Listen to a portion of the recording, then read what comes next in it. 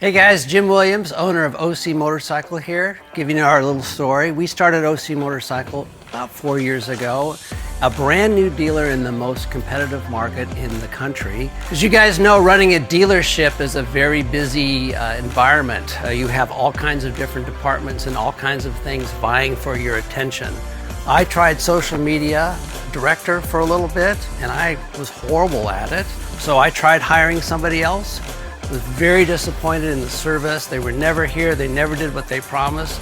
I hired someone new about a year and a half ago, and it's been awesome. Our sales have increased. Everything that they promised and said they were going to do, they did. Their tactics and strategies have been awesome. So if you do what they do and adopt their tactics and strategy, I guarantee it's going to work.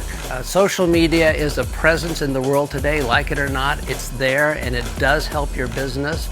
And if you don't get into social media and get out there and get in front of your customers, your competitors will, and your business will go to them.